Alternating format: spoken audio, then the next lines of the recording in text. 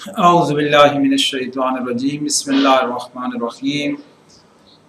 الحمد للہ رب العالمین والصلاة والسلام علی اشرف الانبیاء والمرسلین ثم الصلاة والسلام علی اہل بیت الطیبین الطاہرین المعصومین۔ برادران و خاران عزیز، آج ہم جو موضوع ڈسکس کرنے جا رہے ہیں وہ ہے اخلاق،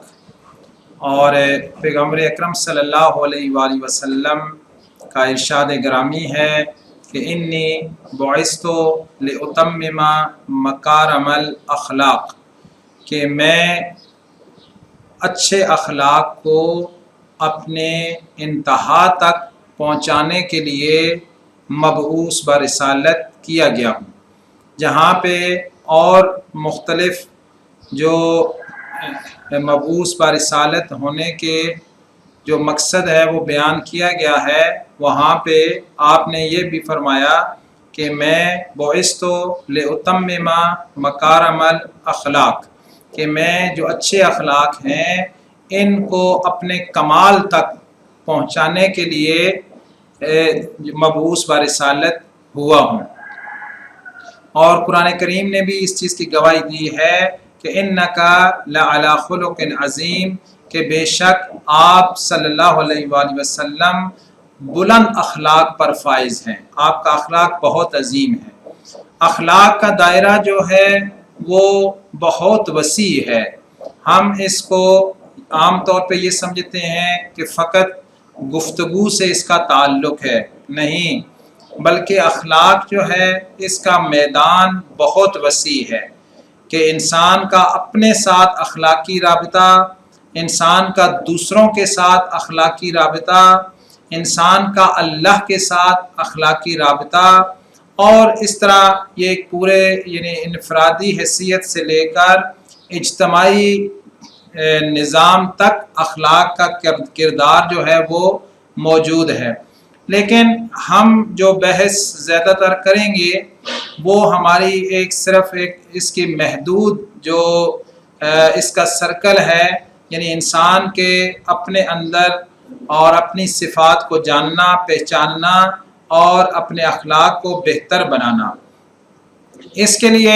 ابتدائی طور پر ہم جو ہے وہ جو گفتگو کریں گے وہ کچھ مقدماتی گفتگو ہے، اور یہ مقدماتی گفتگو کرنے کے بعد پھر ہم انشاءاللہ تعالی جو ہے اس سے متعلق مزید جو معلومات ہیں وہ آپ کی خدمت میں پیش کریں گے۔ اس سلسلے میں ہم جس کتاب سے زیادہ استفادہ کریں گے وہ کتاب جو ہے وہ عروج السعادہ ہے، جس کا ترجمہ اردو میں معراج السعادہ کیا گیا ہے، اور ملا نراکی کی مشہور کتاب ہے۔ اس سے ہم کچھ استفادہ کریں گے انشاءاللہ۔ اور بہرحال آپ کے پاس تو کیونکہ آڈیو لیکچرز ہی آنے ہیں اور یا کچھ ویڈیوز اس فارم میں آنا ہے، اور باقی اگر کوئی بک پرچیز کرنا چاہے تو وہ مارکیٹ سے اس کو پرچیز کر سکتا ہے۔ تو آج ہم سب سے پہلے جو اس کے مقدماتی جو کچھ لیکچرز ہیں اس میں فائدہ شناخت نفس، اس سے متعلق جو ہے وہ کچھ نکات آپ کی خدمت میں عرض کریں گے کہ اس کا کیا فائدہ ہے کہ اگر ہم جو ہے نا وہ اپنی معرفت حاصل کریں۔ تو آئیے سب سے پہلے ہم اس سے متعلق کچھ نکات آپ کی خدمت میں پیش کرتے ہیں۔ شناخت نفس، کہ انسان کو اپنے آپ کو پہچاننے کا کیا فائدہ ہے، اس بارے میں ہماری آج گفتگو ہوگی۔ اس بات کو جاننا چاہیے کہ اگر ہم دونوں جہانوں میں دنیا و آخرت میں کامیابی چاہتے ہیں تو سب سے پہلے انسان کو اپنی آپ کی پہچان ہونی چاہیے، کیونکہ جو انسان اپنے آپ کو پہچانتا ہے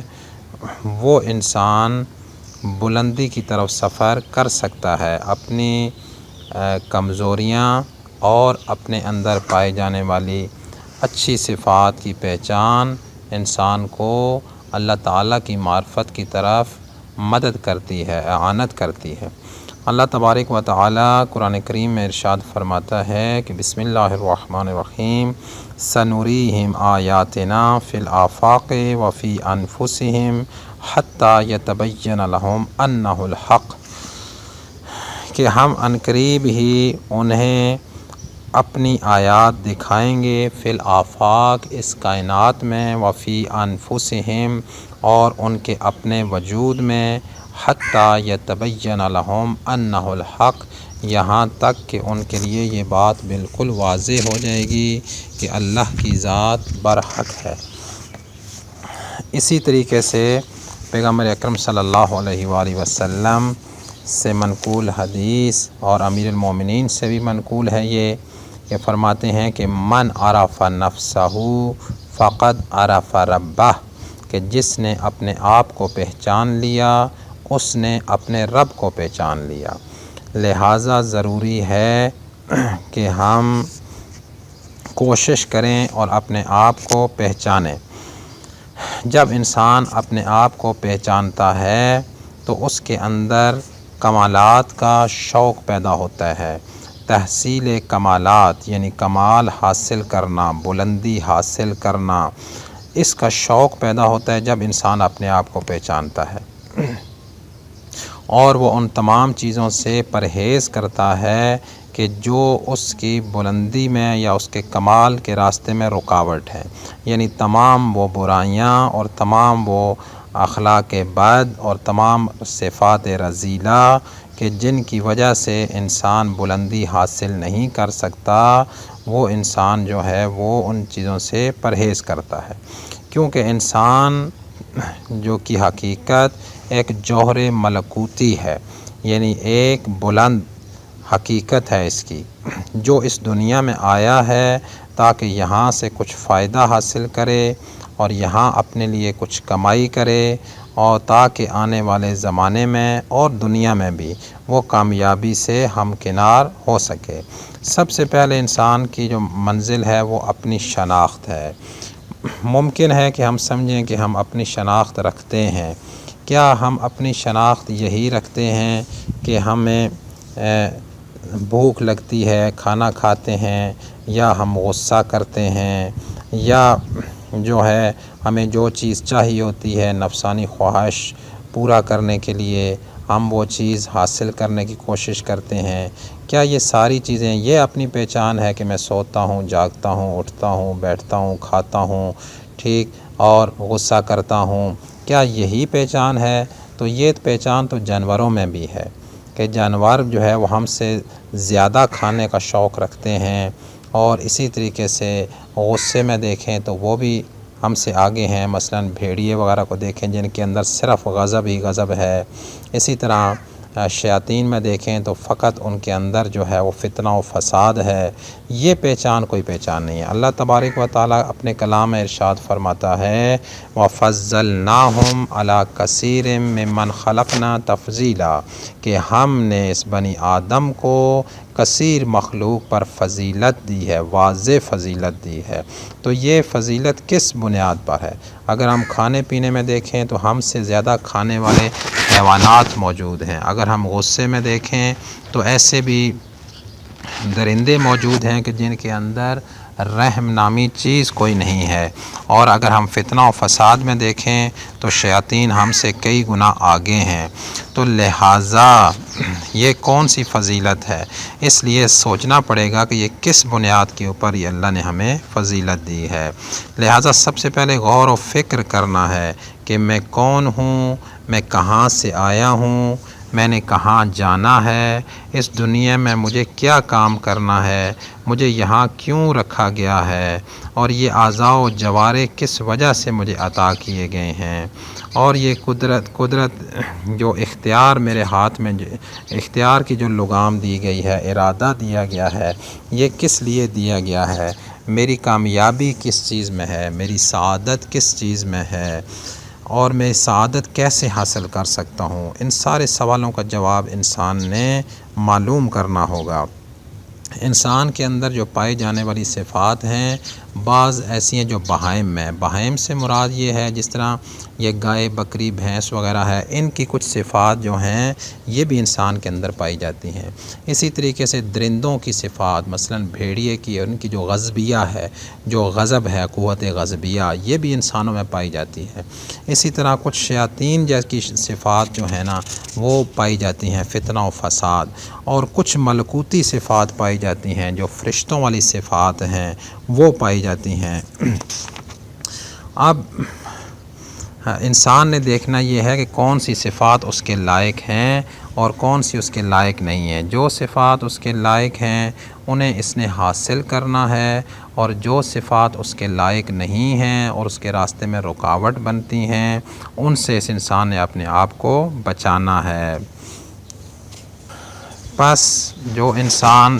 طالب سعادت ہے، یعنی سعادت اور کامیابی اور بلندی چاہتا ہے، اس کے لیے لازم ہے کہ وہ ان صفات کو پہچانے اور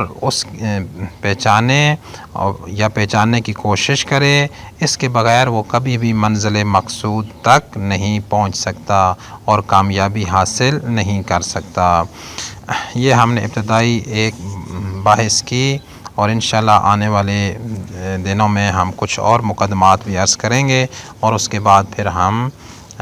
اسی ٹاپک کو آگے چلائیں گے انشاءاللہ تعالی۔ آخر میں دعا گو ہوں کہ اللہ تبارک و تعالی اپنے حبیب اور ان کی آل طاہرہ کے صدقے میں ہمیں اپنی معرفت جو ہے، اپنی شناخت صحیح طریقے سے کرنے کی توفیق عنایت فرمائے، اور ہمیں اپنی زندگیاں سیرت محمد و آل محمد کے مطابق ڈھالنے کی توفیق عطا فرمائے، اور جو اچھے اخلاق ہیں انہیں ہمیں اپنانے کی توفیق عنایت فرمائے، اور تمام اخلاق رذیلہ یا بری صفات سے ہمیں بچنے کی